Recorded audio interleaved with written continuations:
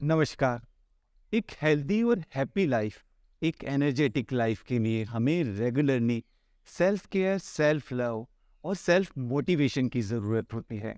लेकिन आज की सोशल मीडिया वाली लाइफस्टाइल में ये सेल्फ केयर, सेल्फ लव और सेल्फ मोटिवेशन कितना पॉसिबल है? स्पेशली अगर हम यूथ की बात करें, यंगस्टर जो कि हमारे देश की बैकबोन माने जाते हैं, वो लोग इस सोशल मीडिया वाली लाइफस्टाइल में अगर सेल्फ केयर और सेल्फ मोटिवेशन को प्रैक्टिस करना चाहें तो इसके लिए क्या करना होगा? अपने आसपास का वातावरण कैसा सेलेक्ट करना होगा? अपने आसपास का फ्रेंड सर्कल कैसा रखना होगा और कैसे खुद को डिस्ट्रैक्शन से बचाना होगा और एक हैप्पी एटीट्यूड के साथ आने वाले चैलेंजेस का मुस्कुराहट के साथ कैसे सामना कर सकते हैं? ये सभी सवालों के जवाब आज के इस सेशन में हम जानने वाले हैं। आज के इस सेशन के हमारे डायनामिक ट्रेनर रेस्पेक्टेड स्वामीनाथन भाई हैं, जिन्होंने देश विदेश के युवाओं को अपनी वैल्यूएबल गाइडेंस से बहुत प्रोत्साहित किया है, उन्हें उत्साह और एनर्जी दी है ताकि वो अपने ड्रीम्स पर फोकस करके चैलेंजेस में खुद को सक्सेसफुल बना सके। मैं स्वागत और अभिनंदन करता हूँ डॉक्टर ईवी स्वामीनाथन भाई जी का, जिन्होंने देश विदेश के लाखों यंगस्टर्स को, स्पेशली आईआईटी और आईआईएम के यूथ को इमोशनल इंजीनियरिंग और स्ट्रेस मैनेजमेंट पर स्पेशल ट्रेनिंग दी है। बहुत बहुत स्वागत है स्वामीनाथन भाई साहब आपका इस प्रोग्राम के अंदर। और जैसा कि मैंने अभी बात की कि आजकल का यूथ, स्पेशली अगर हम बात करें तो पोस्ट कोविड यूथ कहीं ना कहीं थोड़ा सा डिस्ट्रैक्टेड हो गया है। और जब मैं डिस्ट्रैक्शन की बात करता हूँ तो सबसे ज़्यादा चैलेंज जो आ रहा है यूथ के अंदर, हम देख रहे हैं कि सेटिस्फैक्शन कहीं ना कहीं खो गया है। उनके ड्रीम्स पूरे होते जा रहे हैं, अपने गोल्स जो भी वो डिसाइड करते हैं वो पूरे हो जाते हैं, बट फिर भी सेटिस्फैक्शन नहीं मिलता। तो वो सेटिस्फैक्शन कैसे मिलेगा? मतलब उनका एजुकेशन का टारगेट पूरा हो जाता है, उसके बाद उनकी जॉब भी लग जाती है, कोई बिजनेस करना चाहता है वो बिजनेस भी शुरू कर देता है, but end of the day वो सेटिस्फैक्शन नहीं होता। तो उसके लिए क्या करें? नमस्कार। और मुझे आज आपसे मिलकर बहुत बहुत अच्छा लगा। और आपने समीर भाई बहुत एकदम राइटली कहा है कि यूथ के पास बहुत सारे ड्रीम्स होते हैं। मुझे याद आता है बहुत वर्ष पहले जब मैं इंजीनियरिंग कॉलेज का विद्यार्थी था, तो वेरी फर्स्ट डे हमारे प्रोफेसर क्लासरूम में आए और उन्होंने कहा जीवन में सफल होने के लिए क्या ज़रूरी है। तो हम लोगों ने बहुत सारी बातें बताई और हमारे प्रोफेसर ने सबसे इम्पॉर्टेंट बात लिखा, पूरे बोर्ड में लिखा, the most important thing is to dream, right. और डॉक्टर कलाम सर भी यही कहते हैं, ड्रीम ड्रीम एंड ड्रीम। और वो कहते हैं dreams are not something that we see in sleep, but dreams are something which shouldn't allow us to sleep. सपने वो नहीं जो हम सोते वक्त देखते हैं, लेकिन सपने वो हमें सोने नहीं देवे। ये तो हमारे यूथ का समय था। लेकिन आज जो आपने कहा, पोस्ट कोविड सिचुएशन में जहाँ पर मोरलेस यूथ बहुत मेहनत भी करते हैं, अपने ड्रीम्स भी पहुँच जाते हैं, राइट। उसके लिए वो दे आर सक्सेसफुल ऑल्सो, लेकिन फिर वो सेटिस्फैक्शन क्यों नहीं हो रहा है, राइट। ये बहुत बहुत इंपॉर्टेंट क्वेश्चन है।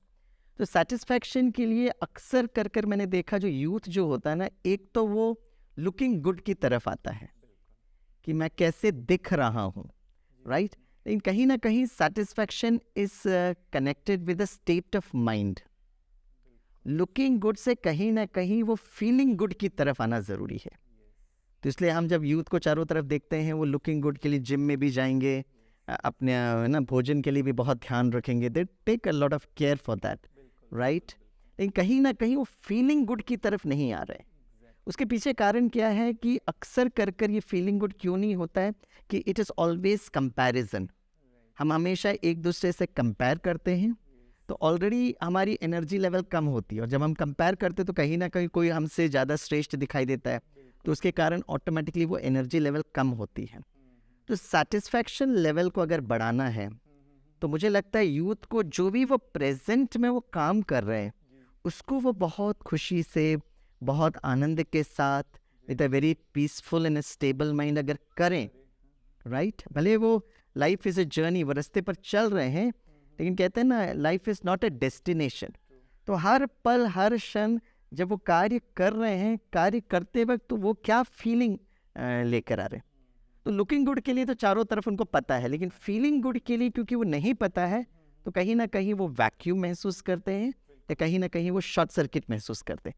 इसे looking good to feeling good आना बहुत बहुत इम्पोर्टेंट है। बिल्कुल, बिल्कुल। बट उसमें उनका एक और विश होती है कि ठीक है, हमें एक हमारा पड़ाव है, एक हमारी सीढ़ी है, हमें यहाँ तक पहुँचना है। पर उसके साथ-साथ नेम और फ़ेम होना भी बहुत ज़रूरी है, जैसा चाहता है यूथ कि चलिए मैंने ये अचीव कर लिया। पर वो नाम के पीछे जो जाना, और स्पेशली अगर मैं फ़ेम की भी बात करूँ, वो कहीं न कहीं नहीं उनको अचीव हो पाता है कि ठीक है, मैं ये अचीव तो कर लिया, पर सबसे ज़्यादा ज़रूरी है कि लोग जानें इसको, मुझे पहचानें। करेक्ट। तो कहीं न कहीं इस रेस के अंदर वो कंपैरिज़न तो चलता ही रहता है। तो वो नेम एंड फ़ेम वाली बात जहाँ तक हम बात करें, और स्पेशली अगर मिल भी जाता है, आजकल अगर हम बात करें तो सोशल मीडिया का ज़माना है और लोगों को नेम फ़ेम मिल जाता है। बट उसको फिर वो जब सस्टेन नहीं होता, जब उनकी एक्सपेक्टेशन पूरी नहीं होती, एक छोटा-सा भी एग्ज़ाम्पल ले लें कि कुछ भी उनको लगता है कि नहीं, जिस तरह से जो मैंने परफ़ॉर्म किया है, उतने मुझे लाइक्स नहीं मिले। स्पेशली छोटी-छोटी बातें, ये मैं टीनेजर्स की भी बता रहा हूँ, यूथ की भी बता रहा हूँ। वो वहीं पे डिप्रेस्ड हो जाते हैं कि मैंने ये एक अपनी लाइफ़ के अंदर, अपने करियर के अंदर ये चीज़ अचीव कर ली, पर इसको लोगों ने एक्नॉलेज नहीं किया। मतलब लोगों का एक्नॉलेजमेंट मिलना बहुत ज़रूरी है, लोगों का उस पे थप्पा मिलना बहुत ज़रूरी है। तो वो आप उस चीज़ को कैसे देखते हैं? एक आपने इसकी रेमेडी दी कि भई अगर हम कंपैरिज़न में पड़ जाएँगे बहुत ज़्यादा, तो फिर हम अचीव तो करते रहेंगे, पर मेरे से आगे कोई एक और है, मेरे से आगे कोई एक और है, तो उस रेस में मैं चलता ही रहूँगा और कहीं न कहीं जो सैटिस्फैक्शन है वो तो मुझे मिल ही नहीं पाएगा। बट ये जो नाम और फ़ेम वाली जो एक और डिज़ीज़ लग गई है, इसको भी साथ के साथ कैसे हम ठीक करते चलें? I agree with you Sameer भाई, क्योंकि आजकल के इस सोशल सर्कल में कहीं ना कहीं लाइक्स डिसलाइक्स, और जैसे आपने कहा बहुत सारे सोशल मीडिया है, उसमें आपके फॉलोअर्स कितने हैं, कितने सब्सक्राइबर्स हैं, बेल आइकन बजाओ। तो we are not saying no to it, लेकिन कहीं ना कहीं व्हाट इज़ वेरी इंपॉर्टेंट कि नेम फेम के साथ अपनी क्रिएटिविटी नष्ट नहीं होनी चाहिए, है ना। ताकि हम जो है सपोज एक पड़ाव में पहुँचे, और उस पड़ाव से आप अगर आपको आगे जाना, because name and fame is like a shadow that will come to you, वो तो अपने आप आएगा। अगर आप एक अच्छा काम कर रहे हैं तो लोग नेचुरली आपको फॉलो करेंगे, क्योंकि उनको ज़रूरत है, राइट। तो आपको वो क्यों फॉलो कर रहे हैं? क्योंकि कहीं ना कहीं आपके अंदर कोई ना कोई तो विशेषता है, something is there in you which people are liking it, right. तो अगर आप चाहते हो तो नेचुरली आप जिस पड़ाव पे हो उससे आगे आपको बढ़ना है, तो कहीं ना कहीं आपकी क्रिएटिविटी, आपकी रचनात्मकता बढ़ना बहुत ज़रूरत है। तो रचनात्मकता को बढ़ाने के लिए what is your investment of time, आप क्या कर रहे हो, राइट। क्योंकि कहीं ना कहीं इसी को मैनेज करते रहेंगे तो आप नेक्स्ट पड़ाव में जाएंगे नहीं, और नेक्स्ट पड़ाव में अगर आपकी वो जो परफॉर्मेंस है वो पहले के जैसे नहीं होगी, तो नेचुरली लोगों का जो एक्सपेक्टेशंस है वो भी बढ़ रहा है। इसलिए मुझे लगता है ये सब को रखते हुए मुझे थोड़ा सा समय इन्वेस्ट करना चाहिए, what next I should be doing. और कहीं ना कहीं जब आपका मन बहुत शांत, मन बहुत स्थिर रहता है, तो अपने आप जैसे वो नेक्स्ट पड़ाव का दरवाज़ा खुलने लगता है। और उससे फ़ायदा ये होता है समीर भाई कि आप उसको एंजॉय भी करने लगते हो। You get a new project, you get a new challenge कि भाई मैं इस रास्ते पर मैं आगे चलूँ। तो youth are very creative in nature, लेकिन अपनी क्रिएटिविटी के लिए उनके पास जितनी शक्ति और जितना एनर्जी होना चाहिए, उसके लिए what is important is they should also invest the time, money and energy to learn new skills. ये भी बहुत इंपॉर्टेंट है। आपको कुछ नया चीज़ करना है तो कुछ नई इन्फॉर्मेशन चाहिए, कुछ आपको पढ़ना पड़ेगा, कुछ आपको सीखना पड़ेगा, कुछ लोगों के साथ इंटरेक्ट करना पड़ेगा। तो एक बार हमको ये बात समझ में आ गई, उसका फॉर्मूला समझ में आ गया कि it's very easy to reach at the top, but to always be at the top requires a lot of perseverance. उसमें बहुत ज़्यादा दृढ़ संकल्प चाहिए। तो जब आप वो एक नई रचनात्मकता की तरफ बढ़ने लगेंगे तो आपको बहुत आनंद भी आएगा। तो it will become a very natural process वो आपको। तो इसके लिए आपको एनर्जी ज़रूर देना पड़ेगा, अपनी प्रायोरिटी को रखना पड़ेगा आपको। बहुत ज़रूरी है। अब कहीं न कहीं अगर हम बात करें तो वो एक जो पेशेंस वाली हमारी क्वालिटी है वो नहीं रहती, क्योंकि आम तौर पे युवाओं में देखा है स्पेशली, और कई बार युवा भी अपना कोई रोल मॉडल अगर सामने लेकर चलते हैं तो उनको लगता है कि वो सक्सेस जो है वो बहुत जल्दी होनी चाहिए। मतलब कहीं न कहीं वो पेशेंस नहीं है कि अगर मैंने कोई स्किल सीखी है तो उस स्किल का इस्तेमाल करके फिर मैं उस सीढ़ी तक जल्दी पहुँच जाऊँ। वो जो जल्दी वाली, वो जो जल्दबाजी वाली बात है, कहीं न कहीं वो उनको और ज़्यादा डिस्ट्रैक्ट कर देती है और वो परेशान कर देती है। और जैसा आपने बताया कि फिर वो कहीं ना कहीं हमारी जो क्रिएटिविटी वो खो जाती है। एग्जैक्टली। ज़्यादा ज़रूरी इसके अंदर ये है, और आई थिंक आजकल के युवाओं की अगर हम बात करें तो काफ़ी ज़्यादा इंटेलेक्चुअल हैं, और अगर नॉलेज की भी बात करें वो भी उनके पास काफ़ी ज़्यादा है। सोशल मीडिया का आजकल ज़माना है और लोगों ने काफ़ी चीज़ें, मतलब आजकल का यूथ बहुत ज़्यादा एडवांस्ड है। एग्जैक्टली। बट कहीं ना कहीं मुझे लगता है कि वो जो टाइप ए पर्सनैलिटी बन जाते हैं कि सब कुछ मुझे जल्दी जल्दी जल्दी जल्दी करना है। मुझे लगता है थोड़ा पेशेंस की ज़रूरत है, एंड कहीं ना कहीं अपनी क्रिएटिविटी और अपना जो इनोवेशन वाली क्वालिटी है उसको ना खोएं। तो समीर भाई, इसके लिए मुझे एक बहुत अच्छी कहानी याद आती है कि एक यूथ जो था वो भाग रहा था क्योंकि उसको दिल्ली पहुंचना था। तो बहुत तेजी से भाग रहा था, I need to reach Delhi, I need to conquer Delhi. तो उसके स्कूल के जो टीचर्स जो थे वो रिटायर्ड टीचर थे, वो पेड़ के नीचे बड़े बैठ के मुस्कुरा रहे थे। अब जो लड़का भाग रहा था तो टीचर ने मुस्कुराते हुए कहा, माय डियर बॉय, आप दिल्ली पहुंच ही नहीं सकते हो। मैं क्यों नहीं पहुंच सकता हूँ, मैं भाग रहा हूँ भाई, और तेजी से भाग रहे हैं। तो फिर वो टीचर कहता है, नहीं बच्चे आप नहीं पहुंच सकते। कहता मैं मेहनत तो कर रहा हूँ और तेजी से भागते हैं। तो कहता नहीं बच्चे आप पहुंच ही नहीं पाओगे दिल्ली में। तो उसको बड़ा गुस्सा आता है, तो वो टीचर के पास आता है और कहता है, टीचर मैं मेहनत तो कर रहा हूँ, मैं इतनी तेजी से तो भाग रहा हूँ, मैं दिल्ली क्यों नहीं पहुंचूंगा, मेहनत करने से पहुंचेंगे। तब वो टीचर मुस्कुराते हुए उस लड़के को बताता है, क्योंकि दिल्ली उस तरफ नहीं है जहाँ भाग रहे हो, दिल्ली इस तरफ है। तो कहीं ना कहीं what you rightly said is, हम भाग तो रहे हैं लेकिन कहीं ना कहीं बीच में हमें थोड़ा सा पॉज लेकर ये चिंतन करना पड़ेगा कि मैं सही दिशा में भाग रहा हूँ कि नहीं भाग रहा हूँ।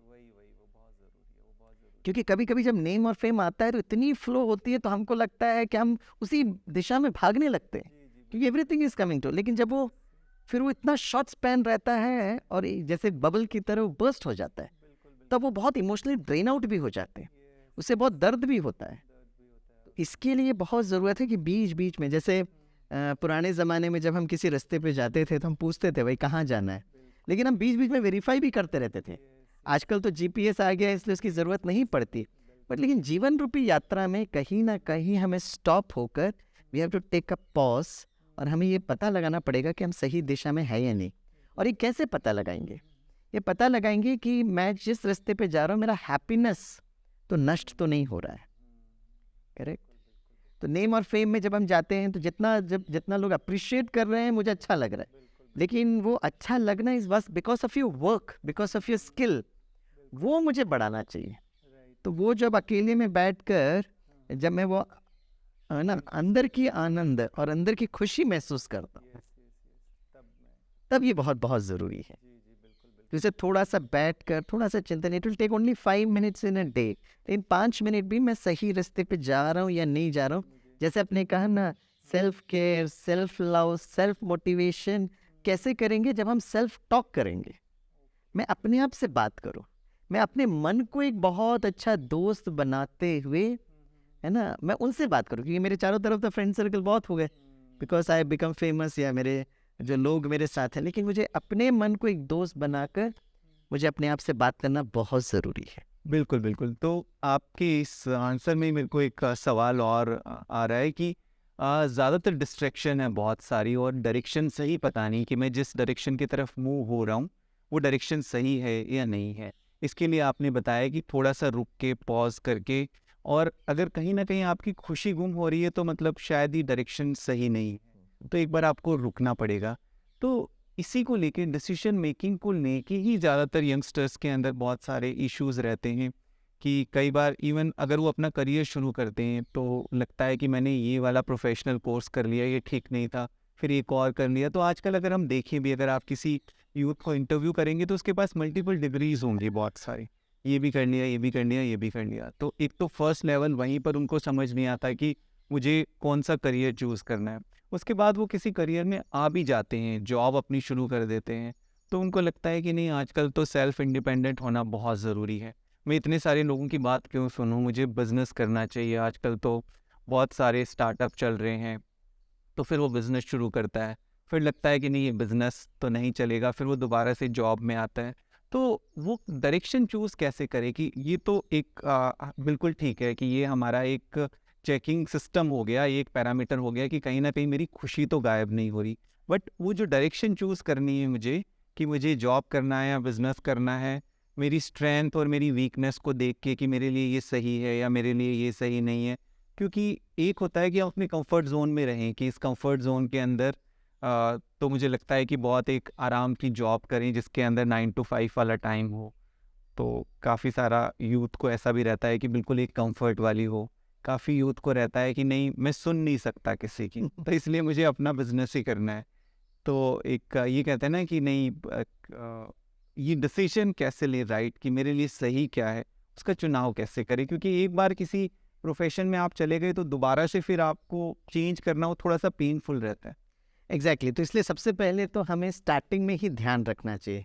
जैसे फॉर एग्जांपल मैं बहुत सारे अपने इंजीनियरिंग स्टूडेंट्स को या एमबीए स्टूडेंट्स को मैं जब पढ़ाता हूँ तो उनके पास उनको भी ये बहुत बड़ी एक चैलेंज आता है कि मैं बीटेक तो कर लिया, मैं एमटेक करूँ, एमएस करूँ, जीआरई करूँ, जीमैट करूँ, फिर मैं बिजनेस स्टार्ट करूँ, यूपीएससी सिविल सर्विस करूँ या मैं आर्मी में ज्वाइन करूँ। तो और मैं समीर भाई ये कह महसूस करता हूँ कि जब उनके पास इतनी सारे ऑप्शंस हैं, ये ऑप्शंस इसलिए आते हैं क्योंकि वो जो कैंडिडेट है ना, ही इज़ कम्पिटेंट इनफ कि वो कहीं पर भी ज्वाइन कर सकता है। तो जब आपके पास इतने सारे ऑप्शंस होते हैं तो आपको एक इश्यू आती है। तो मैं हमेशा जब सिचुएशन आता है तो मैं हमेशा अपने स्टूडेंट को कहता हूँ, if you are not able to take a decision then take some time, और दो चीज़ करिएगा, do two things. Number one is go and visit nature, थोड़ा प्रकृति के नज़दीक जाइएगा, right, maybe 3 days, 1 week, take 1 month, थोड़ा सा प्रकृति, क्योंकि जब आप प्रकृति के नज़दीक जाते हो ना तो आपका मन उस प्रकृति के उस फ्रीक्वेंसी में टच होता है। To give you a very classic example, कहते हैं न्यूटन जो था ना वो प्लानिटरी प्रॉब्लम को डिफाइन कर रहा था, और कहते हैं न्यूटन जो था वो बगीचे में बैठा था, प्रकृति को एंजॉय कर रहा था, और अचानक न्यूटन ने एक एप्पल को गिरते हुए देखा and he was able to discover the law of gravity. तो जितना हम प्रकृति के नज़दीक जाएंगे तो हमारा मन शांत और शीतल होगा, और जो मेरे को जो इंट्यूटिवनेस जो डिसीजन मिलता है, कभी कभी हम लोग जो ऑप्शंस की बात देखते हैं ना तो हम लोग बहुत लॉजिकली उसको देखते हैं कि यहाँ पे कितना धन मिलना चाहिए, यहाँ पे मेरे को है ना 5 साल के बाद where do I see myself, ये सारा लॉजिकल लेफ्ट ब्रेन डिसीजंस होता है। लेकिन कहीं ना कहीं हमारी इमोशंस के साथ जो कनेक्टेड जो डिसीजन होता है ना, जिसको हम लोग सिक्स्थ सेंस कहते हैं, दैट इज इंट्यूटिवनेस। हमने इतने सारे तो दरवाज़ा हमारे नज़र आता है, लेकिन एक ऐसा दरवाज़ा होगा जो शायद मेरे लिए सबसे बेस्ट है, लेकिन मेरे सामने वो नज़र नहीं आ रहा है। तो जब आपका मन शांत होता है और आप बहुत जेन्युइनली वो आप अपने आप से पूछ भी रहे हो कि मुझे क्या करना चाहिए, तो वो एक्चुअल वो इंट्यूटिव डिसीजन अपने आप मिलता है। और जब वो इंट्यूटिव डिसीजन मिलता है तो एक वाव फीलिंग आती है, वाव, जैसे आर्किमिडीज को मिला ना यूरेका। तो ये बात है, तो ये तो स्टार्टिंग में हमें ध्यान रखना चाहिए। इसलिए मैं काफ़ी बार जब कैंपस प्लेसमेंट में जब इंडस्ट्रीज आती है तो मैं उनको समझाता हूँ, just because it is giving a very good पे पैकेज डोंट जंप देयर। आप सोचो, आप देखो कि आपका क्या इमोशंस कहाँ पर है, राइट ना। जैसे 3 Idiot फिल्म में रैंचो अपने दोस्तों को बड़े प्यार से कहता है, दिमाग से ज़्यादा दिल की बात सुनो कि आपका दिल क्या चाहता है। Just because everybody is doing an engineering job, लेकिन आपको तो है ना वाइल्ड लाइफ फोटोग्राफर बनना है, so that is what gives you happiness. तो एक इंट्यूटिवनेस बहुत ज़रूरी है। अच्छा, फिर दूसरा जो होता है ना, suppose you are already walked in to that line, फिर हम क्या करें कुछ समय के बाद। तो मुझे लगता है ये जो करियर काउंसलिंग की जो बात होती है, ये करियर काउंसलिंग एवरी समय हमें अपने आप से सोचते रहना पड़ेगा। और आजकल थिंग्स इतनी इंटरडिसिप्लिनरी हो गई है, तो आप कहीं ना कहीं आपके पास वो रास्ता मिल सकता है, राइट ना। एंड जहाँ पर आपको लगेगा कि मैं बचपन में मैं ये करना चाहता था लेकिन मैं कर नहीं पाई, even at the age of 40-50, अगर आपका मन चाहे तो आप ज़रूर वो कर सकते हो, वो अचीव कर सकते हो। लेकिन बाई चांस अगर हम थर्ड ऑप्शन करें कि वो नहीं भी मिल रहा है, then what do you do. तो फिर हम उनको यही कहते हैं कि जो आप प्रेजेंट जॉब है उसको आप बहुत खुशी से करिएगा। वहाँ पर आप एक बहुत अच्छा चश्मा पहन लीजिएगा, चश्मा ऑफ पॉजिटिविटी, और अपने आप को बहुत सौभाग्यशाली महसूस करिएगा कि एटलीस्ट आपके पास एक जॉब तो है, instead of so many people were searching for job. चलो आपको लग रहा है कि मेरे कैपेबिलिटी की तरह या मेरे स्किल्स के हिसाब से नहीं भी मिल रहा है, फिर भी अगर वो प्रेजेंट डे जॉब आप उसको बहुत खुशी से करेंगे, बहुत आनंद के साथ करेंगे, जिन लोगों के साथ आप मिल रहे हैं। सपोज आपको लगता है कि मैं किसी की बात नहीं सुनूं, मैं इंडिपेंडेंट होकर करूं, लेकिन जब तक वो ना हो you have to listen to your boss. तो उसको एक पिता के रूप में देखिएगा, उनको एक टीचर के रूप में देखिएगा, और वो जब वो आपको ऑर्डर देते हैं तो ऐसा महसूस करिएगा कि he such a sweet mother who is giving me the direction. माँ भी तो कभी कभी गुस्से होकर बोलती है, लेकिन आप माँ को ये थोड़ी ना कहते माँ आप आज से आप माँ नहीं, I take up another mother, you bear with it. तो यहाँ पे तो एटलीस्ट ऑप्शन है। तो जितना दिन आप उस जॉब में हो, अगर आप बहुत खुशी से करेंगे तो naturally it's a kind of a frequency Sameer भाई। जैसे फॉर एग्जांपल आप 91.1 फ्रीक्वेंसी को आप टच करते हो तो आप ब्रॉडकास्टिंग टावर से कनेक्टेड हो जाते हो, राइट। जीपीएस भी आपने जहाँ डेस्टिनेशन लिखा वो अपने आप वो ऑटो मोड से वो डेस्टिनेशन पर आप पहुँचते हो, क्योंकि यू आर अंडर 3 सैटेलाइट्स, तो आपको रास्ता दिखाता है। तो अगर आप चाहते हो कि मेरा एक ऐसा जीवन होना चाहिए जिसमें मुझे बहुत धन भी मिले, बहुत रिस्पेक्टेबल जॉब हो, मुझे छुट्टियां भी मिले, राइट, मुझे अच्छे कलीग्स मिले, जूनियर्स मिले, सीनियर्स मिले, तो आप एक फ्रीक्वेंसी को टच कर रहे हैं।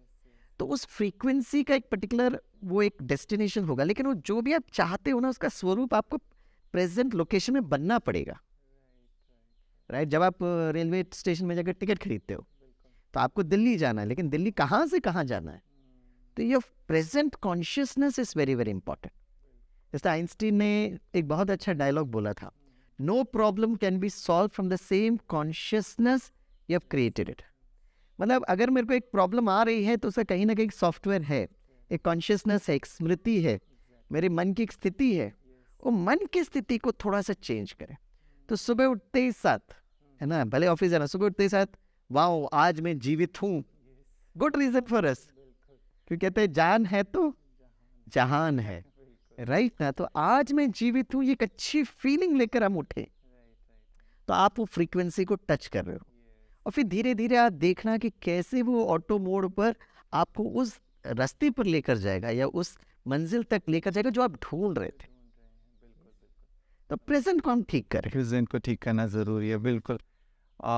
बिल्कुल स्वामीनाथन भाई साहब, आपने आज जो प्रैक्टिकल सॉल्यूशंस दिए हैं, क्योंकि चैलेंजेस तो सबको पता है कि ये चैलेंजेस हमारी लाइफ के अंदर आ रहे हैं, बट उसके लिए हम क्या ऐसे डे टू डे लाइफ में, ये बहुत ही आम बातें हैं जो अक्सर हुआ करती है कि एक के बाद एक चीज़ हम अचीव करते रहते हैं, बट कहीं ना कहीं जो आपने बताया है कि एंड हमारा एम क्या है कि एटलीस्ट खुश तो रहें, बाकी चीज़ें फिर बाई प्रोडक्ट है आपके, Correct. फाइनेंशियल इंडिपेंडेंस अपने आप हो जाएंगी सब चीज़ें, बट इस जर्नी के अंदर कहीं ना कहीं वो खुशी कॉम्प्रोमाइज़ हो गई तो फिर वो सेटिस्फेक्शन भी नहीं मिलेगा।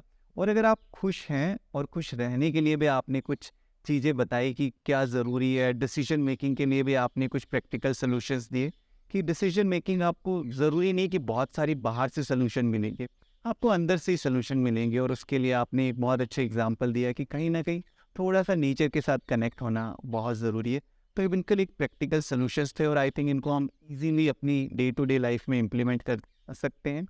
तो जैसा कि आज हमने सुना, स्पेसिफिकली जो यूथ के लिए हमने डिस्कशन किया आज स्वामीनाथन भाई साहब से, कि जो सेटिस्फेक्शन है, हम चाहे जॉब कर रहे हैं, हम चाहे बिजनेस कर रहे हैं, वो सेटिस्फेक्शन नहीं आ पा रहा, या कहीं ना कहीं चैलेंज एक रहता है हमें कि कौन सी वाली राह चूज़ करें, हम बिज़नेस में जाएं या हम जॉब चेंज करें या और दूसरा अपना करियर चेंज करें।